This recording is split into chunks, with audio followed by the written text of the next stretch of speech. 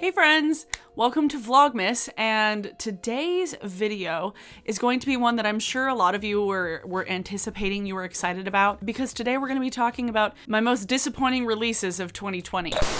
Now, I've seen a lot of other people do like worst products of the year, worst products I've tried, stuff like that. And honestly, I don't really buy much at all. And the stuff that I did buy, I really liked it. I'm not somebody that like buys a bunch of stuff just to try it for my channel. That's not the kind of channel that I am, and it's not the kind of consumer I am. So we're gonna go through some of the most disappointing things that was marketed to us this year.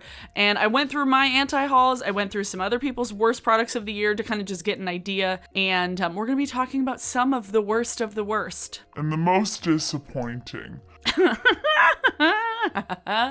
First things first, not the most recent thing, but still very disappointed. Colourpop is making several appearances on this list. The one that I was most disappointed with personally was the Hocus Pocus collection that they came out with for Halloween, because I am a Hocus Pocus fan through and through. I love Halloween. I love Hocus Pocus. I love the Sanderson sisters. I love everything about that movie. And I was just not impressed. It was underwhelming. It was muted. It wasn't nearly like the vibrancy that the Sanderson sisters like deserved. And I'm like, why, Colourpop? It's like they're allergic to vibrancy these days. You're gonna take like a campy kids movie from the 90s featuring Bette Midler in like arguably her best role, and you gave us this sad muted thing? No, I was so excited. I was so excited. Like, that was the first time I was excited for a Colourpop release in a while, because Colourpop is constantly disappointing everybody. You know, I talk about them at least twice more in this video, but that Hocus Pocus palette was just not what it deserved at all. Next, this one was actually quite funny. This one made me chuckle. Becca came out with an invisible foundation, like a see-through foundation that was supposed to be like pore blurring, skin blurring. It was basically a primer that they marketed in like the weirdest way. Zero pigment foundation.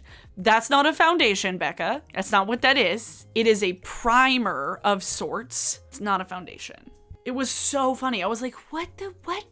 What? They're doing what now? Honestly, truly, when I saw the branding, I was like, is this a joke?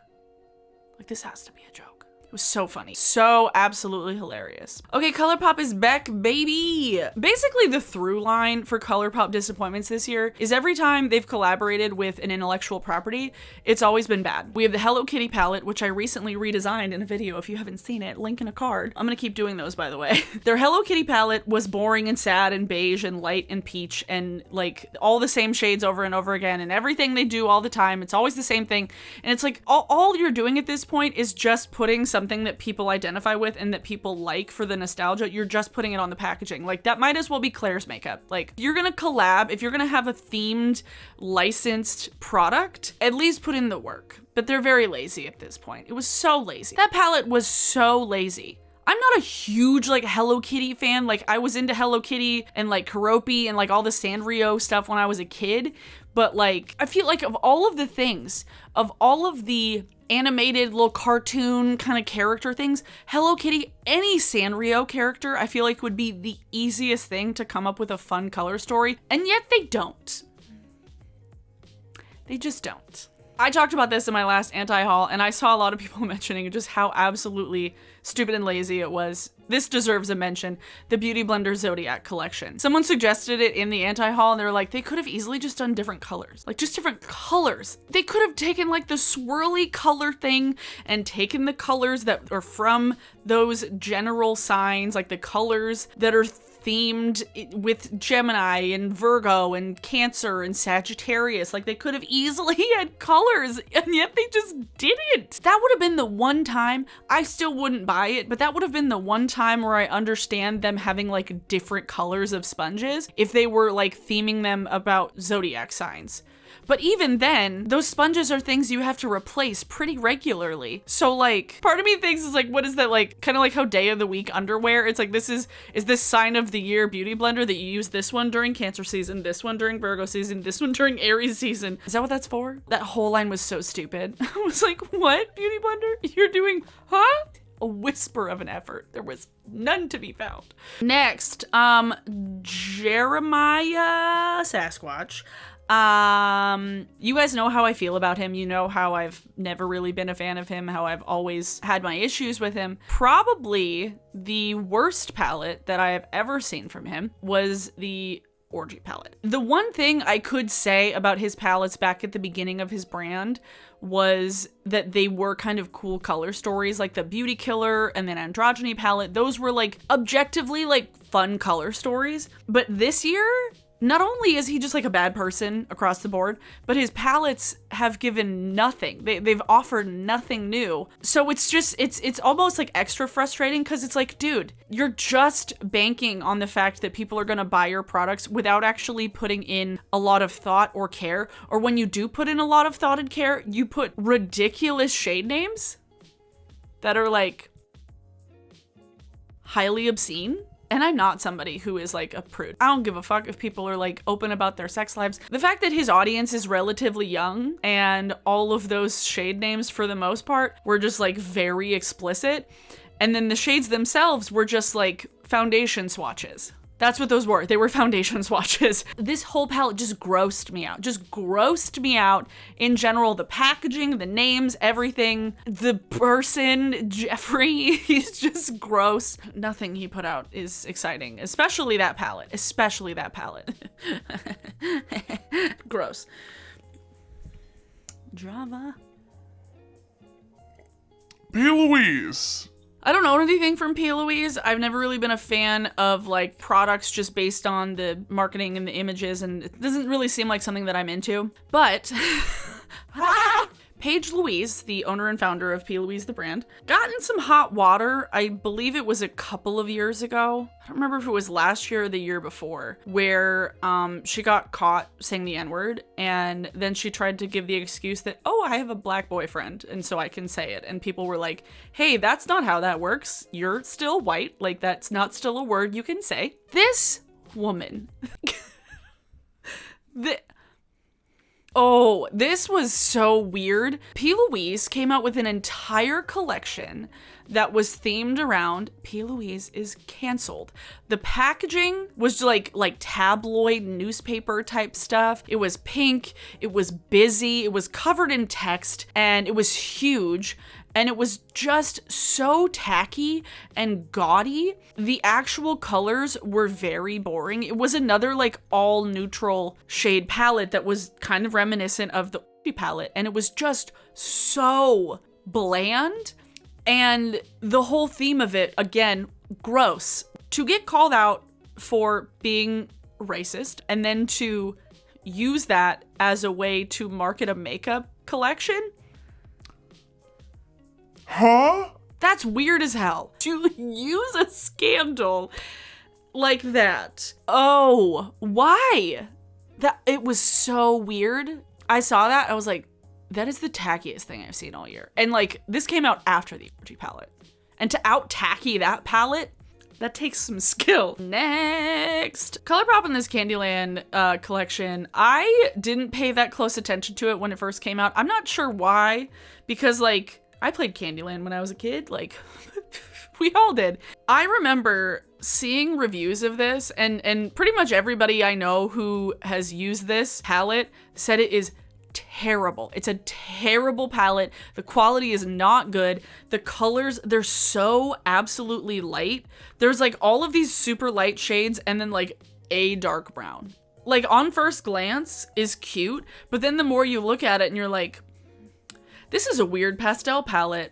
like, this was just such a weird release. And from what I heard, the actual product was bad quality. Like, it wasn't as good.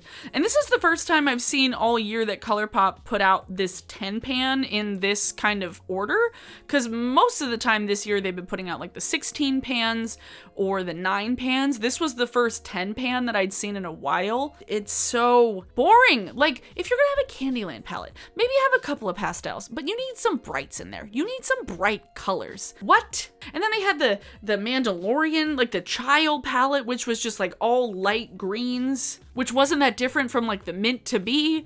Like, Colourpop. Colourpop is a constant disappointment that I wish weren't that, because of all of the brands that are very accessible, at least for people in the United States. I know that they're not as accessible for people over in Europe as far as shipping goes. But for people here, as far as just like the range of product and the accessibility because of the price, they could be fucking game changers, and yet they aren't. And then over the last like couple of years, they've just kind of not done anything new or cool or innovative that they have truly all the power to do so, because everything is made in their own warehouse. They get to do the manufacturing, the shipping, the printing, all of it. And they don't have to worry about suppliers and sending things overseas. It's just all in one place in California. So they have all the potential. They have so much potential. We've so much potential, and they squander it. And it's always sad. Next, I would talk about this Jaclyn Hill Morphe thing that she put out, but I would say that probably the more disappointing part of that whole launch was people finding out that they had changed the formula of the first Jaclyn Hill Morphe palette to be not vegan anymore, when they didn't actually like notify people who had been using it. And it wasn't like a, hey, we changed this palette, it's no longer vegan. So you had people going in buying the original Jaclyn Hill Morphe palette more recently thinking that it was vegan, and then they get it home and either it doesn't match up with their ethics or they're allergic to something in it. Like, that was just such a weird release. I mean, you guys know how I feel about Morphe. I don't trust them. I don't trust Jaclyn. Oh my God, that was so weird. What? Now, the pièce de résistance. Last but not least, certainly not least, is Anastasia just in general. I feel like ABH went so hard in 2019 as far as releasing so many products, so many. We had multiple collaborations. We had the Jackie Aina palette, which inarguably is amazing. Like, that palette is good. Like, that's the best palette they came out with like in a couple years. Then they had the Carly Bible palette. They had the Alyssa Edwards palette. And then the Norvina stuff happened. And then the Norvina stuff kept happening. And then they went silent. I've seen a lot of people make videos about kind of like ABH in general and like the downfall of Anastasia Beverly Hills. It's quite sad actually, because I really love the products that I do have from them. And they were, like, I would say one of my favorite brands up until this year, because they made so many missteps. And I don't know why Anastasia herself gave so much power to Claudia, to Norvina, because I feel like she just ran the brand into the ground. She did. She ran it into the ground. She made bad choices. She collaborated with people who, and associated with people who were not to be trusted. She tried so hard to be an influencer. It left a bad taste in everybody's mouth, and they wronged several influencers. You were one of the good ones. We were rooting for you. Just like Colourpop, we were rooting for you, ABH, and yet you fucked up. They really haven't recovered, because I remember it was back in June when a lot of stuff came out about their workplace practices and about people's experiences as people of color working for ABH. Like, there was stuff where Norvina didn't want to do business dealings when Mercury was in retrograde, and I'm like, excuse me, what? And on top of all of that, after last year's just constant onslaught of releases, week after week after week, they did not release much of anything this year. They had like the cake liners, which I heard were not very good. They had liquid lipsticks, which seemed very weird for 2020. And then like this mini thing for Christmas. They haven't come out with a new palette since like that little mini, like Norvina one, the little 9 pan with the cherries on it. That was cute. Like when that came out, that was cute. And then Norvina 4, like that big palette, I anti-hauled it earlier this year, but like that legitimately was cute. ABH, So while there was not like one specific release from ABH this year that was disappointing, I would just say that Anastasia Beverly Hills overall was disappointing this year. Both for the lack of releases, the lack of accountability, and the lack of just giving a shit. It's weird. It's weird, actually. Like, it's fascinating. Actually, I was watching an Amanda video, Amanda Beebe. She was talking about brands that kind of lost their way this year. It's a very good video. I will link her video in the description down below because I watched that a couple weeks ago and it's very good. And she makes very good points about Anastasia. Yeah, check that video out below. Well, friends, that's all the products that I wanted to talk about today. I was trying to think, I was like, was there anything else I wanted to talk about that was like truly disappointing? I don't think so. If there were things that I forgot, I probably just blocked them out of my brain. Honestly, I went through all of my anti-hauls this year and tried to find things, and I was like, wait, that came out last year? Like, I was gonna talk about the weird, like, sleep paralysis demon palette from Dragon Beauty, but that came out last year. Like, how did this year go by so fast? It went by simultaneously so fast and so slow. Time doesn't mean anything anymore. Let me know in the comments below what were some of your most disappointing releases of the year, whether it was things that you purchased and you didn't like, or things that you just saw and you were really excited for and then they ended up letting you down. Let me know in the comments down below. This look is going to be in a video on Christmas, so if you're wondering what this is, you'll see it on Christmas. For today's song of the day, let's see. Song of the day is Crawling by Linkin Park because when I was looking through my Spotify Wrapped and I was like, how is Linkin Park not on here? But that's because I was listening to their music on YouTube. Like, I got recommended a video one day and then I was like, I'm gonna fall down this rabbit hole. And then I just kept falling. So yeah, Crawling in my skin from Linkin Park is your song of the day. I bought Linkin Park merch this year. What year is it? It's 2020 or is it 2002? I don't know. Go enjoy Linkin Park's early years because it was truly a time, and Hybrid Theory and Meteora were, they were like no skips. Thanks so much for watching, everybody. If you like this video, please give it a like. That would be awesome, and I would appreciate it very much so because it actually helps a lot. Like I said, let me know in the comments what some of your most disappointing products of this year have been. If you're new here and would like to see more of my content, subscribe. I'm posting a video every single day this month. We are in the home stretch, friends. We are less than 10 days away, and I'm very happy about it. I will be taking 2 weeks off at the beginning of January, so I'll be posting more on Twitch. I'll be streaming more on Twitch, but I won't be posting here because I need a break. But I hope you guys are all having a great day. I hope you are staying safe. Stay home, wear your masks, wash your hands, and I will see you guys tomorrow. Bye.